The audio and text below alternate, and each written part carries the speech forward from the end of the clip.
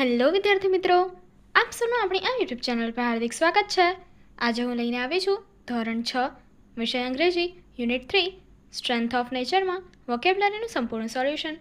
તો ચાલો આપણે આગળ વધીએ. પરંતુ તે પહેલાં જો તમે આપણી આ યુટ્યુબ ચેનલને લાઇક, શેર અને સબસ્ક્રાઈબ ન કર્યું તો જરૂરથી કરજો. તમારા ધોરણના તમામ વિષયોના સોલ્યુશનની લિંક આ વિડીયોના ડિસ્ક્રિપ્શન બોક્સમાં આપેલી છે. તો ચાલો આપણે આગળ વધીએ. સર્કલ ધ ઓડ વન એટલે કે વિચિત્ર એક શબ્દ પર વર્તુળ કરવાનો છે. જે જુદો પડતો શબ્દ છે એના પર આપણે શું કરવાનું છે? સર્કલ એટલે કે વર્તુળ કરવાનું છે. તો પહેલામાં આપ્યું છે black, dark, bright and dim. તો અહીંયા ડાર્ક, બ્રાઇટ અને ડીમ એ શું છે? તેજ એટલે કે જે પ્રકાશ છે એની કેટલી તીવ્રતા છે એ દર્શાવે છે. અને બ્લેક એટલે એક રંગ છે, તો એ જુદો પડતો શબ્દ છે એટલા માટે આપણે એના પર સર્કલ કરીશું. ત્યારબાદ બીજું છે હેન, ક્રો, ગોટ એન્ડ સ્પેરો. તો જેમાં હેન એટલે કે મરઘી, ક્રો એટલે કાગડો, સ્પેરો એટલે ચકલી. તો આ ગોટ એટલે કે બકરી એ શું છે? પ્રાણી છે અને બાકીના પક્ષીઓ છે. તો એ શું છે? જુદો પડતો શબ્દ છે, તેથી આપણે એના પર શું? સર્કલ કરીશું.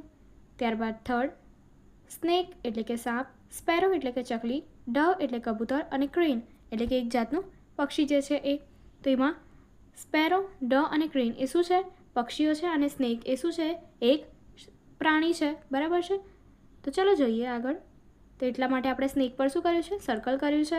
ફોર્થમાં આવશે ant, mouse, squirrel and lizard. તો એન્ટ એટલે કીડી, માઉસ એટલે કે ઉંદર અને સ્ક્વિરલ એટલે ખિસકોલી. અને લિઝાર્ડ એ શું છે? જુદું પ્રાણી છે. બરાબર છે? બીજું જાતનું ઇન્સેક્ટ છે, બીજી પ્રજાતિનું છે. ત્યારબાદ ફિફ્થ કાવ એટલે કે ગાય, શીપ એટલે કે ઘેટું, બફેલો એટલે કે ભેંસ અને પીકોક એટલે કે મોર. તો અહીંયા પીકોક એ શું છે? એક પક્ષી છે અને બાકીના પ્રાણીઓ છે. તો એ જુદા પડતા શબ્દ છે, તેથી એના પર આપણે સર્કલ કરીશું. નેક્સ્ટ અનસ્ક્રેમ્બલ ધ લેટર્સ એટલે કે અહીંયા આપણને જે સ્પેલિંગ છે, સાચો સ્પેલિંગ બનાવો અથવા અક્ષરો ખોલો. એટલે કે આપણને લેટર્સ આગળ પાછળ કરીને ખોટી ગોઠવણી આપી છે, જેને સાચી ગોઠવણી કરીને સાચો શબ્દ બનાવવાનો છે. તો પહેલો વર્ડ છે હોર્સ એટલે ઘોડો, સેકન્ડ વર્ડ છે ડોગ એટલે કે કૂતરું, ત્યારબાદ છે શીપ એટલે કે ઘેટું, CSHEEP. બરાબર છે? તે જ રીતે આપણે ડોગ્સ માટે જોયું હતું DOG અને હોર્સ માટે HORSE.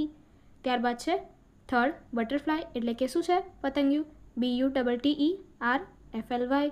ત્યારબાદ છે ફોર્થ ક્રો, ક્રોનો અર્થ થાય છે કાગડો, CROW. અને લાસ્ટ છે ફિશ એટલે કે FISH, ફિશ એટલે કે માછલી. તો આ એના શું છે? પ્રોપર લેટર ગોઠવ્યા પછીના વર્ડ્સ છે. ત્યારબાદ next read the description and write the answers એટલે કે જે વર્ણન આપ્યું છે એ અહીંયા આપણે વાંચવાનું છે. બરાબર છે? ડિસ્ક્રિપ્શન અહીંયા જે કંઈ બી વસ્તુનું વર્ણન આપ્યું છે એ આપણે વાંચશું અને ત્યારબાદ એનું શું છે? આપણે આન્સર લખીશું. તો ચાલો જોઈએ. First I am large and grey. Large એટલે કે હું મોટો છું અને ગ્રે એટલે કે ગ્રે કલરનો છું. બરાબર છે? આઈ હેવ ટ્રંક એટલે મારી સૂંઢ છે. But I am not a tree, પરંતુ હું એક વૃક્ષ નથી. વોટ એમ આઈ એટલે કે હું શું છું? તો આન્સર છે એન એલિફન્ટ એટલે કે હાથી. Second I have a long neck એટલે કે મારી લાંબી ડોક એટલે કે ગરદન છે. I have patches on my body, મારે મારા શરીર પર પેચીસ છે એટલે કે માર્ક્સ છે. બરાબર છે? આપણે જે કહીએ છીએ ચાઠા કહીએ છીએ એ છે. I can it my food from a tall tree એટલે કે હું મારો ખોરાક એ લાંબા વૃક્ષો જે હોય છે એમાંથી લઈ શકું છું. વોટ એમ આઈ હું શું છું? તો એના આન્સર આપ્યો છે a giraffe. Third I am the king of the jungle, હું જંગલનો રાજા છું. આઈ કેન રોર, હું દહાડ કાઢી શકું છું. વોટ એમ આઈ હું શું છું? તો આન્સર છે અ લાયન.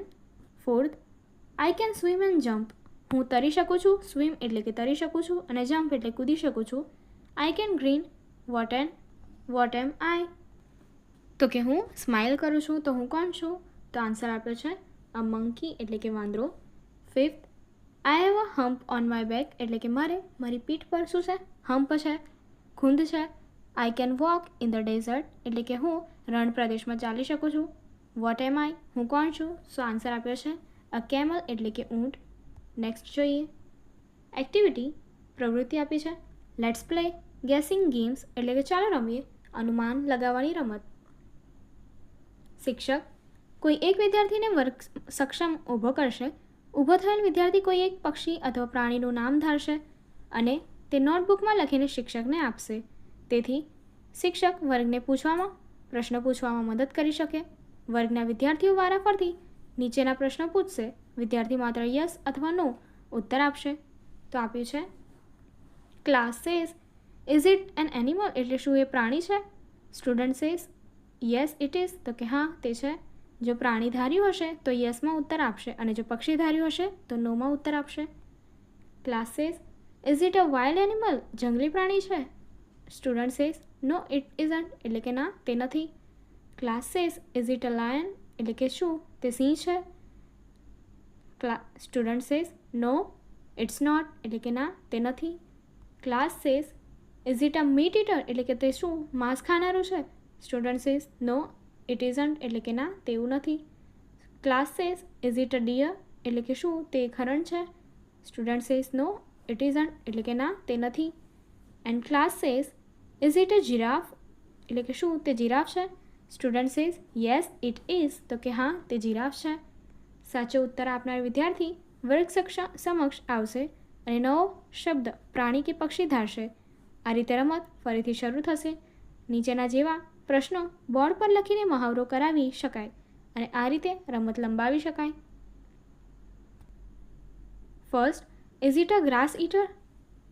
હર્બીવોર્સ એટલે કે શું તે ઘાસ ખાનારું છે? હર્બીવોર્સનો અર્થ થાય છે શું તે માંસાહારી છે? સેકન્ડ ક્વેશ્ચન આપ્યો છે is it a meat eater, એટલે કે શું તે માંસ ખાનારું છે? કાર્નિવોર્સ એટલે કે માંસાહારી પ્રાણી છે. થર્ડ, ઇઝ ઇટ એન હર્બીવોર, એટલે કે જે પ્રમાણે આપણે જોયું શું તે શાકાહારી છે? ઓર એટલે કે અથવામાં આપણને આપ્યું છે ઓમનીવોરનો અર્થ થાય છે સર્વભક્ષી, એટલે કે શું તે બધું જ ખાનારું છે? ફોર્થ ક્વેશ્ચન આપ્યું છે ઇઝ ઇટ નેક્ચરલનો અર્થ થાય છે નિશાચર છે, એટલે કે જે નિશાચરનો અર્થ થાય છે એવા પ્રાણીઓ કે જે માત્ર રાત્રે જોઈ શકે છે, રાત્રે સક્ષમ હોય છે કોઈ પણ કાર્ય માટે, રાત્રે સક્રિય હોય છે અને દિવસ દરમિયાન તેઓ આરામ કરે તેવા પ્રાણી, જેમ કે ઘુવડ આપણે જોઈએ છે. Fifth, is it smaller than or is it sixth, is it bigger than, એટલે કે તે કંઈક કરતાં નાનું છે અથવા તે કંઈક કરતાં મોટું છે એવા પ્રશ્નો પૂછે છે. ત્યારબાદ seventh, is it as big as, એટલે કે અહીં આપણને આપ્યું છે શું તે કોઈક વસ્તુ જેટલું મોટું છે? 8, ડઝ ઇટ હેવ હોર્ન્સ, એટલે શું તેને શિંગડા છે? 9th, does it live near the village, શું તે ગામની નજીક રહે છે, ગ્રામ વિસ્તારની નજીક રહે છે? 10th, is it a domestic animal, તે શું પાળતું પ્રાણી છે? ડોમેસ્ટિક એનિમલ એટલે કે પાળતું પ્રાણી છે.